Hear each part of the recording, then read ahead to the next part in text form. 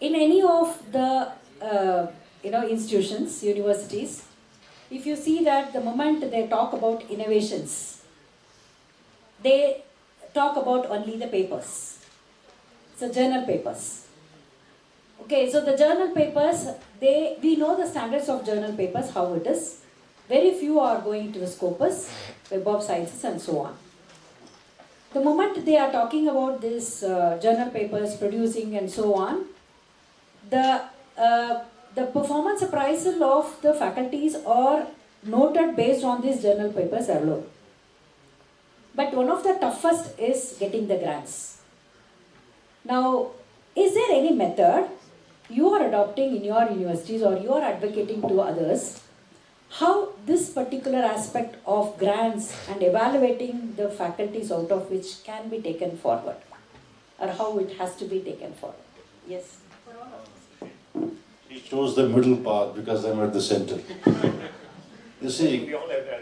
yes, I will put it on. As a student, when I started research, I think we never knew what papers are and what they were. Now today, every student knows I have to publish. But I attended one seminar in IIT Kharagpur.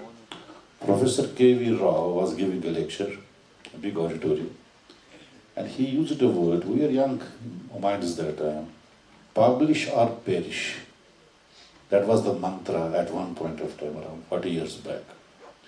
Now in this publish or perish, again same way, because we did not come from those great schools.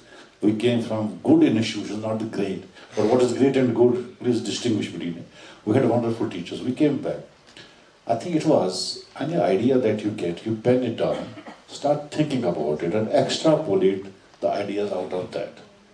And thereafter, when I see my journey of research, It is whenever you do an activity, as you do your activity, you get an answer to it, you learn better. So if I'm cycling, there is no theory taught to me. You say, you please simply sit and try. And you have the confidence that somebody is holding me from the back. And with that confidence, I move and they will slightly support me from one side or the other, or literally hold the vehicle before I fall. But then somewhere I get into learning, but over a period I can become a gymnast, even on a cycle. So the key is project-based learning. And how do you bring it? So that is where I think in the modern education, earlier again, because there were no tools, people gave everybody all the jnana and said, remember everything, as and when you get an opportunity, use. That's why Indian students, when they went abroad, even if they were useless so-called in our assessment system, become global leaders overnight when they reach abroad. Because they had all the information but no platform to work on their passion. So now we are in the era of joy of learning with all the platform available. So do a bit of system thinking, plan well, and say how do you now modularize various activities. So if you are, even in the first semester, if you can, first semester, say you just bring in mandatorily a design thinking course and an innovation course. And in the second semester, maybe introduce assessment. Again, the key is, if I am developing a product I want to do, I have a specification. And based on the specification, I define backwards of what is the production process, what is the quality control process, what will be the supply chain, and the whole thing. So also, for the outcome-based education, design, or what you want, first what you desire, based on that, develop a proper assessment metrics to say, can this assessment get me the output? And from there, you go into your course and the curriculum. Because the foundations generally don't change.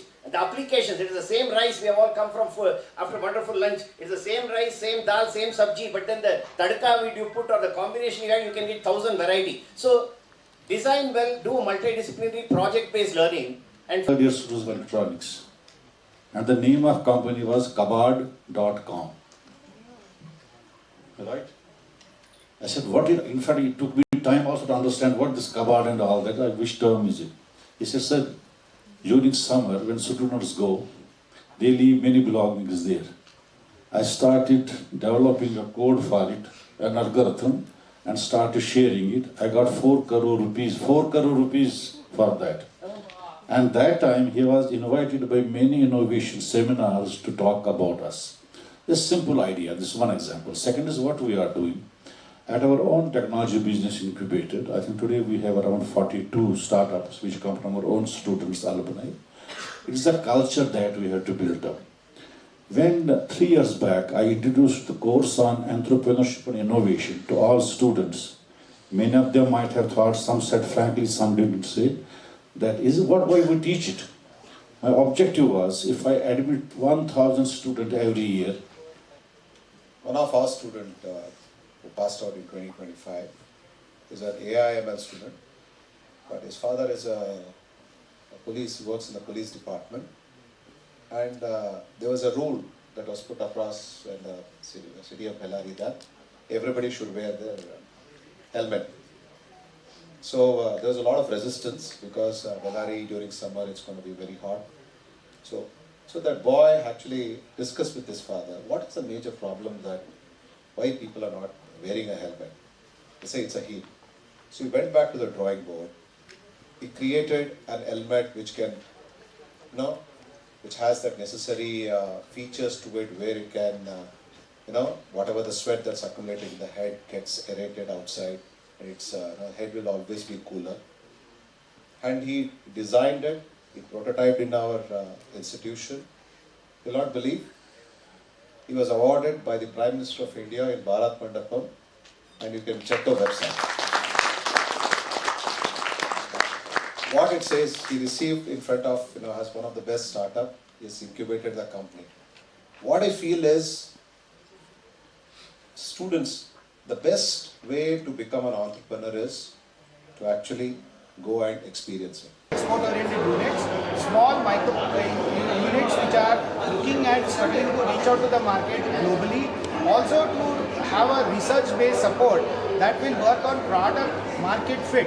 So therefore, we will be assisting them on reaching to find new markets, finding out the quality of check for grading, and also supporting them in terms of increasing the yield or the scientific method of how they can cement relationships across the globe, creating global value chain. That is, they will be producing things locally that will have a very specific market and sort of a partnership with those markets where they will be the local producers, and therefore there will be constant supply chain created.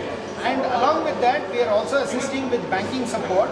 So IndusInd Bank has come forward with about over 250 crore support, where they are extending OD facilities to their various products and instruments. At the same time, in exports there are various other challenges like packing credit limits, then working capital which is required, sourcing. All this support will be given by the banks.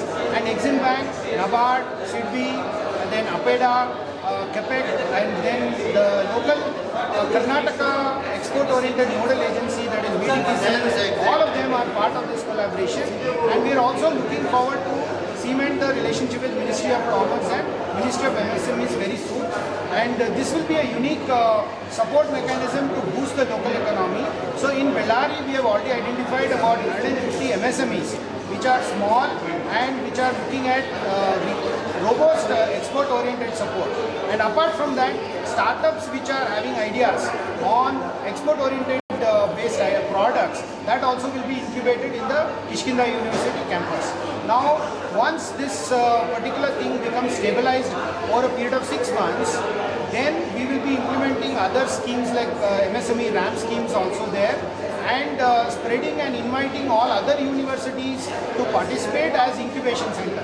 So this is a cluster which will be a center of excellence, and attached to that from other districts like Bidar, Raichur, Gulbarga, universities which want to partner, they will become incubation center. And mentor supports, over 200 mentors are there from the domain, industry sectors, who will constantly give support to this, and then naturally this will lead to a strong export-oriented incubation cluster, and that will be replicated all over the city.